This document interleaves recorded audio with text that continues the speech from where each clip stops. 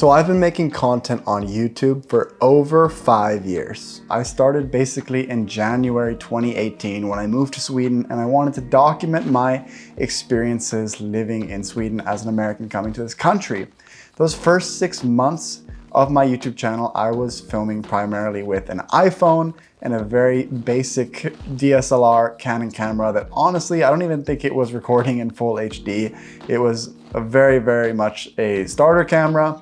And I remember the first camera I ever bought when I knew that I wanted to take YouTube and content creation more seriously. And it was when this bad boy came out, the Sony A7 III. And this was a true game changer for me to take my content to the next level. It could film in 4K. You could do slow motion in 120 frames per second, which meant that you could get 5 times slow motion in full HD. And honestly, at the time, I was editing videos on a MacBook Air. I normally wouldn't want to edit a lot of footage in 4K, so I would normally just produce all my videos in full HD, and I had 24 frames per second, and I had slow motion. And I have gotten so much out of this camera. If you want to get in a career of content creation or making videos, or even making videos for business or whatever, it's a little bit pricey for a starter camera. I remember I paid a little over $2,000 for this camera at the time, but I don't regret a single second of it. Having something that was professional enough, that takes amazing pictures and amazing videos, it really helped me get to where I am today on YouTube. And I've been doing a lot of thinking on what I want to do with the YouTube channel, with my career going forward, and all of these types of things, because my channel has been so focused on American, moving to Sweden, life in Sweden. And honestly, after 5 years, I feel like I've pretty much said all the things that I want to say about that topic. But with that being said, I want to continue to grow as a person, as a creator, grow in my career. So I've decided that the next step for this channel is to produce less videos, but higher quality, and really focus on improving my production capacity, making higher quality videos, posting less often, and not worrying so much about posting all the time, but just knowing that when I do upload, it's work that I'm proud of, and it's work that I am progressing and pushing my boundaries. And because I've been using the same camera gear for basically 5 years now, I felt like it was time to invest some more money into my YouTube channel. So I spent about $8,000 on new camera gear, and in this video I'm going to explain what I got and why I got it, and what we can look forward to in future videos on this channel.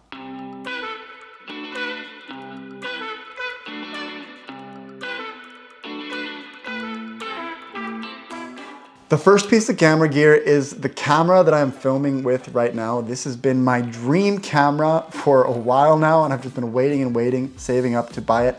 It is the Sony A7S III, and this is the first YouTube video I have filmed with this camera. And it's super convenient because now I've got a screen where I can see myself. It's a screen that actually flips out, whereas on my old camera, I did not have this capability. So I would have to get up, go around, make sure the shot was framed correctly, and then come sit down and then record and hope that the autofocus that I was normally using was capturing me correctly. But just a simple thing like this flip out screen is making my life so much easier already. But that was not the main reason why I spent over $4,000 on this camera. Let's go into a few reasons why. Recently, I switched from filming my videos in full HD to 4K. And the camera I was using has 4K, but it only had 4K at 30 frames per second. So I couldn't do slow motion in 4K.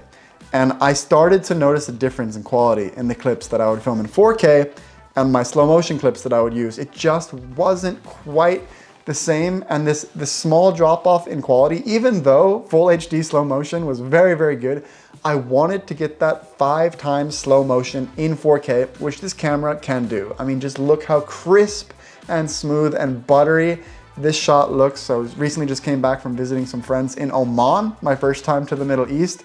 So I got some example clips with this camera. Another great element of this camera is that it has active stabilization. With my old camera, if I were to walk and film at the same time, it would be very shaky and basically impossible. So I would need to have a stabilizer or a gimbal if I wanted to have a smooth shot, and that adds a ton of equipment that I need to bring with me, transport with me. It's heavy, it's inconvenient, and a lot of times when I'm out and about traveling, I want to be able to have movement and motion in my shots. And with this, it's got active stabilization in this camera, so you can see walking with the active stabilization turned on, it is a game changer. In addition, this camera has what is called 10-bit color, where my other camera only had 8-bit color. And from 8-bit to 10-bit color might not seem like a lot, but when you look at the number of colors that the sensor on the camera is able to produce in the new camera, it is a ton more. So you have a lot more flexibility when you come into post-production and working with color grading, working with log profiles, which I would basically never do on my old camera. What is a log profile? A log profile is basically an image that is very low contrast, so you can retain information in the white highlight parts and the black and the dark parts of the image, and then adjust it in post. And when you're working with an 8-bit color camera, you never really want to film in that log profile because the image starts to break down. There's not enough color information to bring that image back to a very normal looking level. But already just playing around with the log profile on this camera, I feel like it's pushing me out of my comfort zone and helping me level up when it comes to color grading, working with log footage and all of these types of things. And for that reason, I knew that this camera was gonna help me learn new skills, and that's another reason why I was excited to get it. This next piece of equipment is something that I've been in the market for, and this company, Hollyland, actually reached out to me, and it is a video monitor. So the thing is, when you're filming your videos with your camera and you're just using the screen on the back of the camera, it's so small. So if you wanna be really detail oriented and you're filming for professional projects, there's so many times where I've just missed little things that are in the background and it just doesn't look good, and it's hard to tell when you're on such a small screen. So having a nice monitor like this really does make a big difference, and I've tried it out a bunch already, and honestly, this is probably not something that I'm gonna use in my run and gun day-to-day shooting, running around, but if I want to film a very professional project, this is definitely a game changer. And the thing that's really nice about this is that it's not only a video monitor, it's also a transmitter. So you can transmit the video signal to a phone, to a different monitor. It makes it very, very convenient. So if you're working with a customer or a client or somebody else and they want to see what's going on at the same time, you can shoot this over to them and they can basically get a live feed of exactly what you're filming. And there's so much useful functionality built into one of these. For example, if I want to film a piece of content that is also going to go on Instagram and Facebook, you can get different aspect ratios and see what the video is going to look like when it's in vertical mode versus horizontal mode. So you can have a nice framing and see what it's going to look like. Honestly, I'm very happy with this. Thanks to Hollyland for reaching out and for sending me this. I will put a link to this in the description. I'll put a link to everything in the description if you want to find out more about it. But the build quality is solid, and the fact that it is a 2-in-1, so it's not only a video monitor, but you can also transmit video very easily, is very, very nice functionality. Now, this little guy right here is the start of something new. Let me explain. So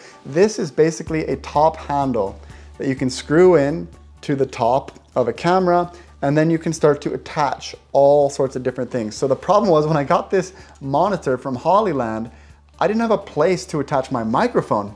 So I bought one of these so that I could attach the video monitor on top and the microphone on the side. And then I could also hold my camera like this, and you can hold it down low and get low angles. It opens up a ton of functionality.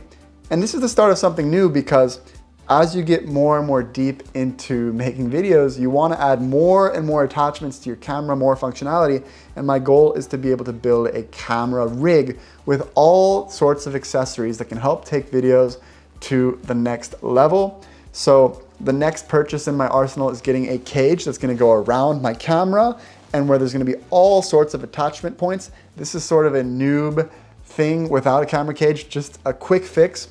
The reason why I bought this is because I hadn't yet purchased my new camera, and if I were to buy a cage for a camera, the cage that I would have bought for my old camera. It wouldn't have fit on the new one. So I just wanted something that would work with both. So I bought this as a quick fix, but in the long term, I want to start to build up my camera rig with this new camera that I have, because I think that having all of these accessories can really help increase the video production quality. The next purchase I made was this bad boy, the DJI Avata, which is an FPV drone. An FPV drone is like a drone where you wear the goggles, sort of like virtual reality. And what's great about this, when you have a normal drone, it can fly side to side, forward and back, and like rotate like this. But with an FPV drone, you can get really cool shots of like flying directly down, directly up. Like you could even do flips and stuff with this drone if you wanted to, when you get really, really good at it.